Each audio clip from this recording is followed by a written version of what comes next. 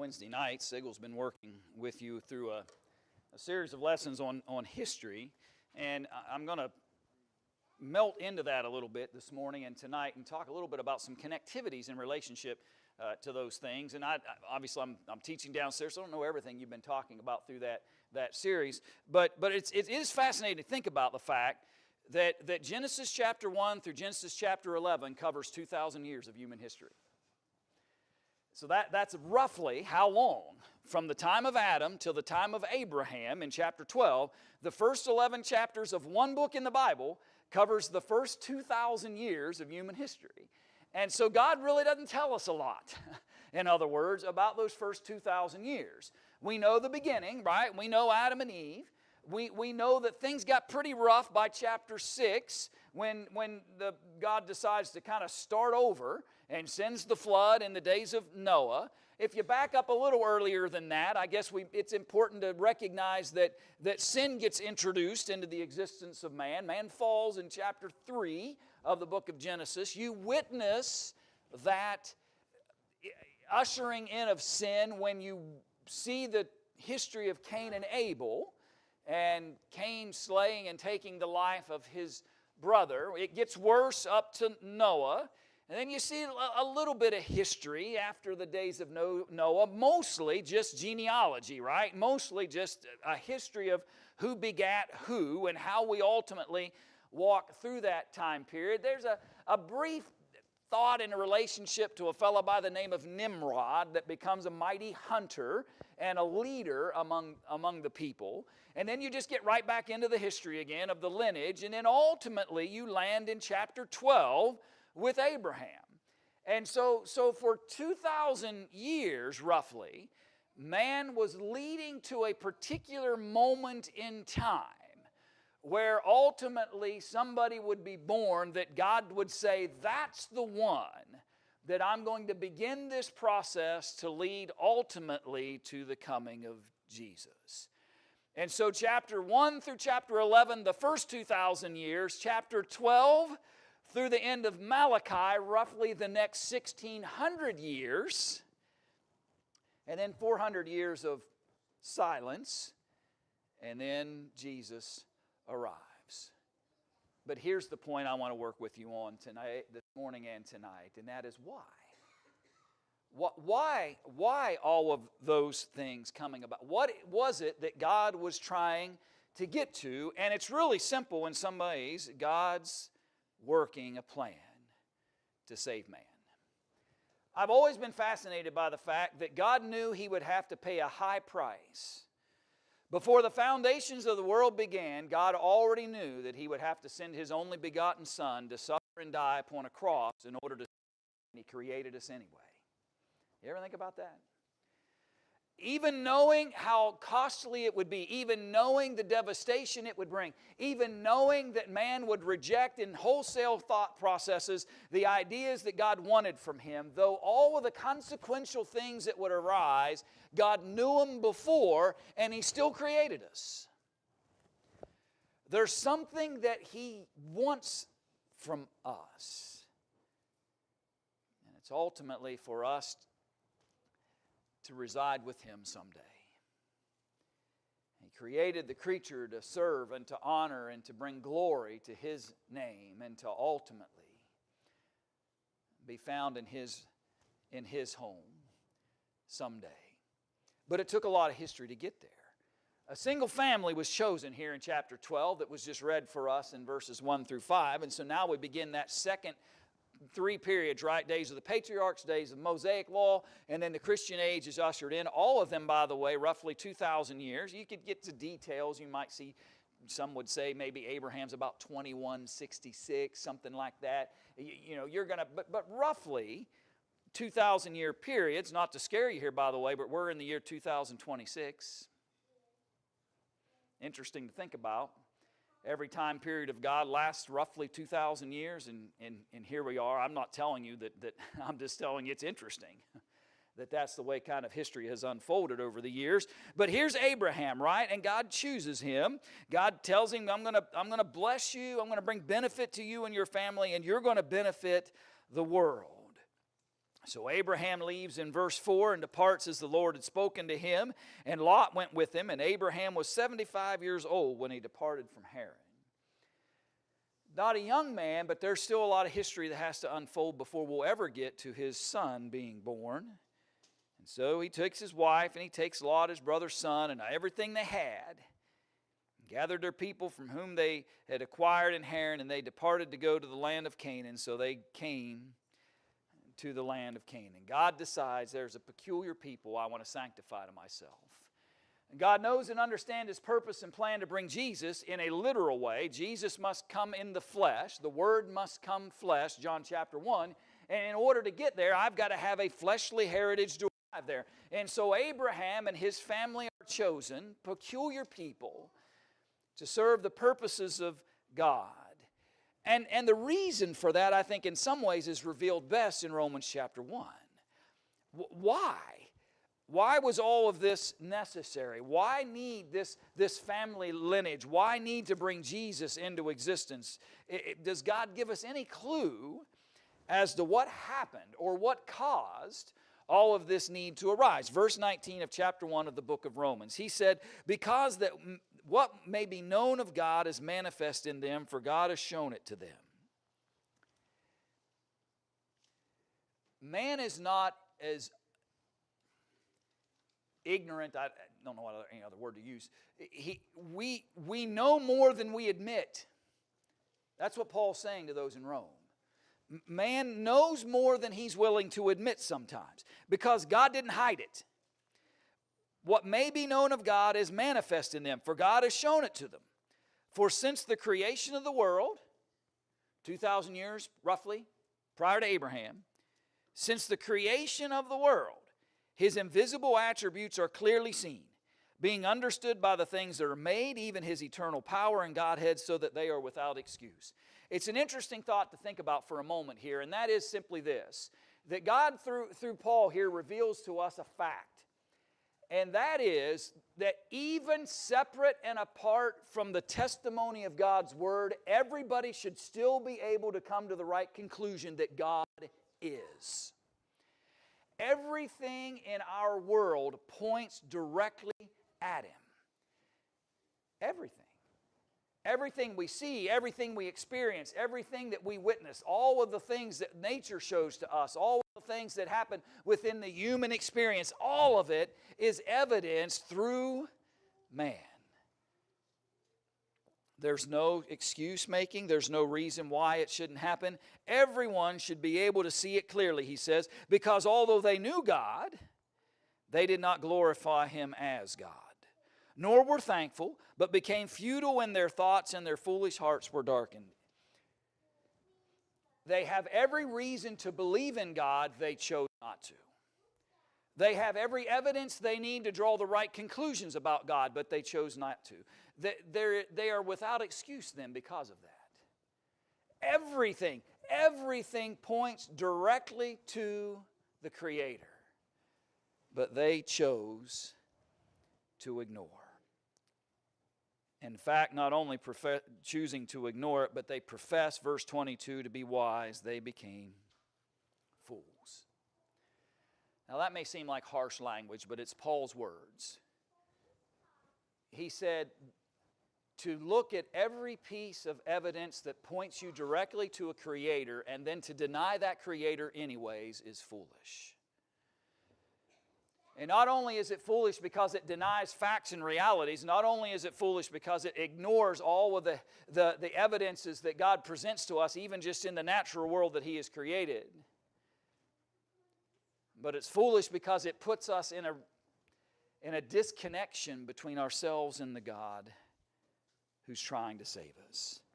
Man's general condition became sinful. Man's general condition became to ignore the will and purposes of God, to not choose to glorify Him, though every evidence and everything presented to us for 4,000 years up until the time of Jesus pointed us directly to Him. Abraham got it pretty early on. He wasn't flawless. He made some mistakes. But Abraham began to appreciate what God had been doing all along. And it's always a fascinating point when you get to Genesis chapter 22. because Abraham, though, through his weaknesses, through some failures, they ultimately have a son, just like God had told him they would have. Everything is now aligning into what God had originally promised to Abraham in Genesis chapter 12. And then God comes to Abraham and says, I need you to sacrifice that son on my behalf.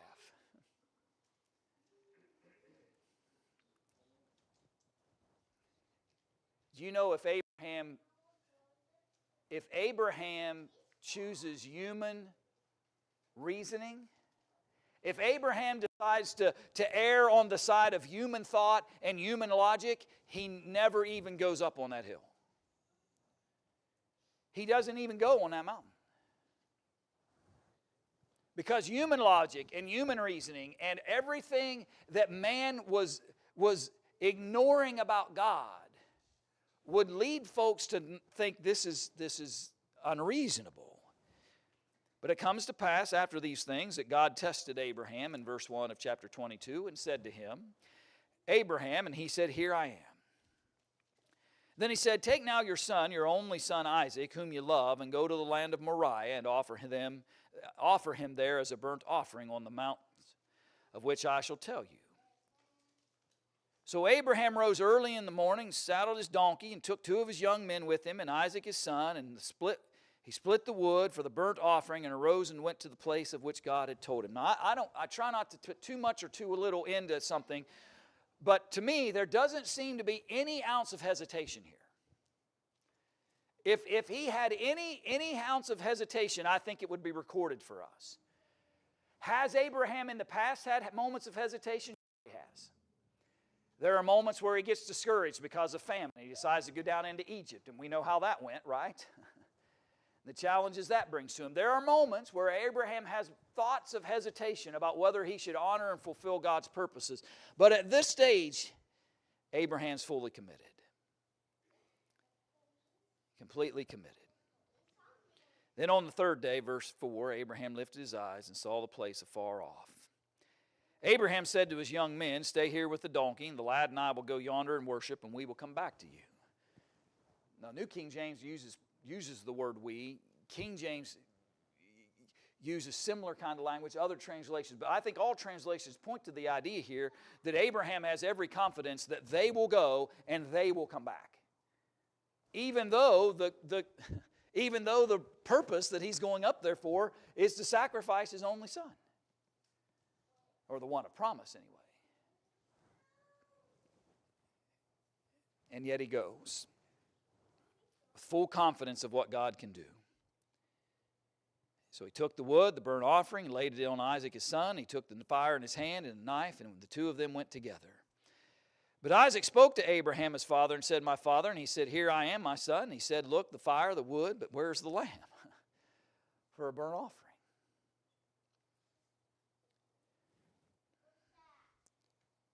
It's Father's Day. Can you imagine Abraham having to look into the eyes of Isaac, knowing what the answer to that was?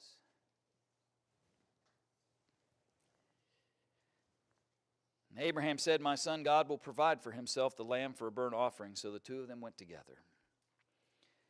Then they came to the place of which God had told him. Abraham built an altar there and placed the wood in order, and he bound Isaac his son and laid him on the altar upon the wood. And Abraham stretched out his hand, took the knife to slay his son. The angel of the Lord called to him from heaven and said, Abraham, Abraham. So he said, Here am I. Same phrase he said, by the way, when God presented to him earlier. And he said, Do not lay your hand on the lad or do anything to him, for now I know that you fear God, since you have not withheld your son, your only son, from me. Then Abraham lifted his eyes and looked, and there behind him was a ram caught in the thicket by its horn. So Abraham went and took the ram and offered it for the burnt offering instead of his son. And he called the name of the place, The Lord will provide. It is said to this day, In the mount of the Lord it shall be provided. Abraham goes through a pretty tremendous test here. But it's an important test. And it's an important test for 2 very foundational reasons. One, it securely places Abraham as the man of faith God intended for him to be. It secures the idea that he will become the father of the what? The father of the faithful, and the New Testament writers will talk about. Abraham becomes the one that everyone can look to when you're trying to find a human example of what absolute sacrificial faith is all about. Look to Father Abraham. He'll illustrate to you what that's all about. Because I think we'll find when we look at a Hebrews text here in just a moment that in the mind of Abraham and in God, he sacrificed his son. It would have continued had the angel not cried out and stayed his hand.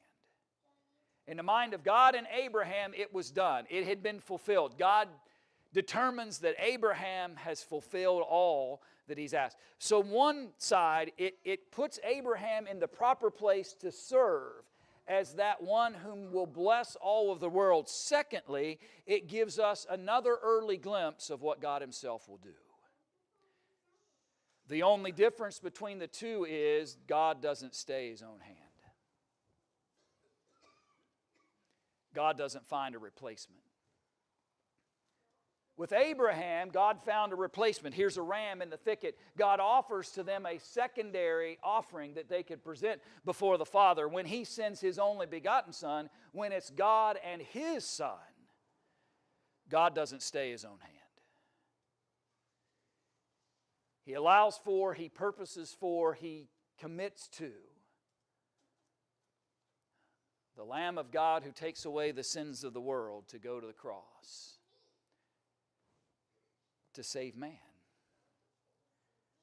Salvation is presented early on in the history of man in relationship to the promises made to Abraham. And in your seed, he says in verse 18 of chapter 22, of the earth, of all the nations of the earth shall be blessed, because you have obeyed my voice. God restates the promise that he made in Genesis chapter 12. Abraham is continuing to fulfill, and he's leading us ultimately to the coming of the promises that will be fulfilled in Jesus. Everything Abraham is doing is pointing directly to the time in which Jesus will arrive. It's going to be roughly another 2,000 years.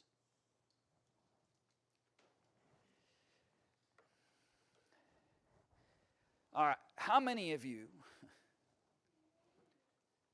have walked into a room in your house, and when you got in there, you can't remember why you went? I talked to a fellow one time, and he said, Brian, he says, I'm not kidding at all. He said, I walked into a room one time with a handful of boards, a box of nails, and a hammer, and it took me 2 days to remember what it was I was supposed to do. What's your point, Brian? 2,000 years from the time of Adam, when God says, Satan, you will bruise his heel, but I will bruise your head. 2,000 years have gone by before God establishes the lineage that will allow for it, but he hasn't forgotten. Another 2,000 years will go by from the time of Abraham until the time in which God will send his only begotten Son. And though many a man has forgotten about God by that point, though many a man has ignored the creative power that's all around them, though everything that they could see and witness points directly to the Creator, many have forgotten him. But God hasn't forgotten us. God didn't forget us. Those centuries have gone by. God knows what he promised. God knew what plan he would use in order to fulfill those promises. And the centuries that have come and gone haven't stopped those purposes. Galatians 3, verse 6.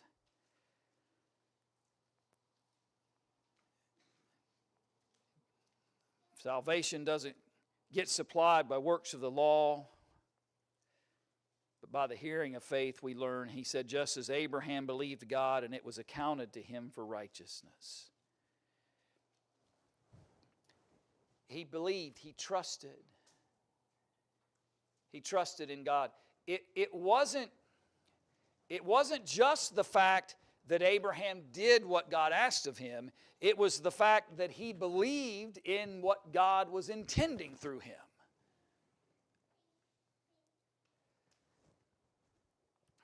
I suppose all of us sometimes in life have done things. We've been given instructions by somebody in a position of authority. Maybe you worked a job somewhere, and on that job you were given some instruction by a supervisor or somebody, and in your mind you thought, that ain't going to work. But what'd you do? You did it anyway, right? You didn't believe in it. You didn't think it would work. You thought it was silly, whatever, right? But you did it. Abraham isn't just fulfilling actions. Abraham isn't just doing stuff because he thinks that's what God... No, he's trusting in it. He believes in it. He's putting his faith in it. Brother and friend, if you want the salvation of God, can I encourage you this morning to not just do. Don't just do stuff. Believe in those things. Don't just act a certain way because that's what it seems like the Bible's telling me to do. Believe in what the Bible's telling you. Put your faith and your confidence in what God is actually saying, and then let the actions follow. That's what Father Abraham did. And that faith is what was accounted to him for righteousness. Therefore, know that only those who are of faith are sons of Abraham. Those who commit themselves through belief and faith to the purposes of God, then follow through with the actions, that's what God's looking for from me. That's what saves us. And the Scripture foreseeing that God would justify the Gentiles by faith, preached the gospel to Abraham beforehand, saying, in you all the nations shall be blessed. Everybody gets to come to God through the promises made 2,000 years prior to this apostle's writings. When he says, so then those who are of faith are blessed with believing Abraham. Everything Abraham was doing is pointing to Jesus. Every promise, every purpose of God, it's all pointing to salvation that comes through Jesus. And centuries come and go. And the promises of hope begin to be revealed day by day. Go to Hebrews chapter 11. It's an unusual place to kind of get an image, if you will, of what God's purposing and planning. Even way back when he spares Isaac. Because it is as if Isaac was sacrificed and that God raised him. That's the imagery. And in Hebrews chapter 11, verse 17. By faith Abraham, when he was tested, offered up Isaac, and he who had received the promises offered up his only begotten son. It's as if it had happened. Of whom it was said, in Isaac your seed shall be called. Concluding that God was able to raise him up even from the dead, from which he also received him in a figurative sense. What did Abraham believe when he went up on that mountain? He believed that through his son Isaac all nations would be blessed. Because of that belief, he believed that God could do anything in this scene to allow for Isaac to be spared. And even if it meant he has to make the actual sacrifice, God could raise him back up because he believed in the promises that were being made. And so in that figurative sense, the Hebrew writer says, Isaac was raised from the dead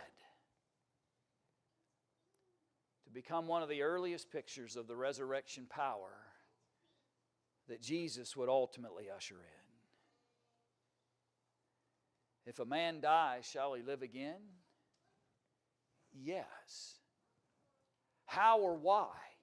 Because Abraham, a man of faith, demonstrated by his commitment that God has power to raise the dead.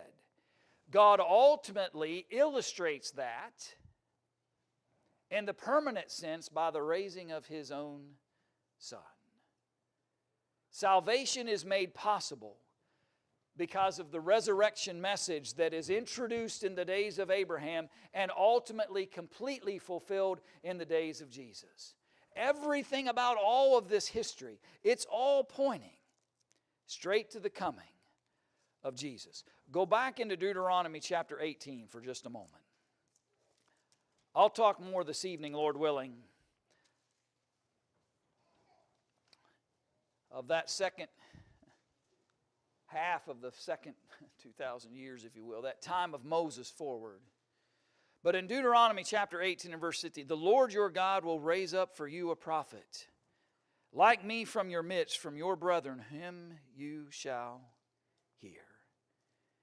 And in Acts chapter 3, the apostles basically tell those audiences that's exactly who Jesus was.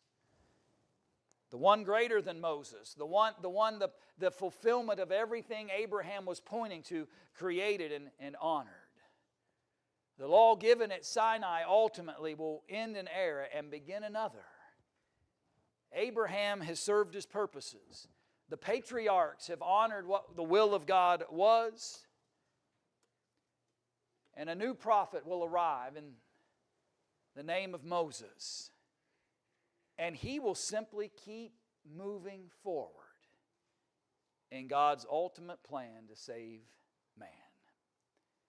And Lord willing, tonight, if we're able to return, we'll talk about then how God continued His salvation plan and purposes from Moses to the days of Cornelius. And to appreciate how the promise to Abraham would include both Jew and Gentile would be ultimately fulfilled through Jesus. But after a history of a law that guided people until the time that God saw fit to send His Son.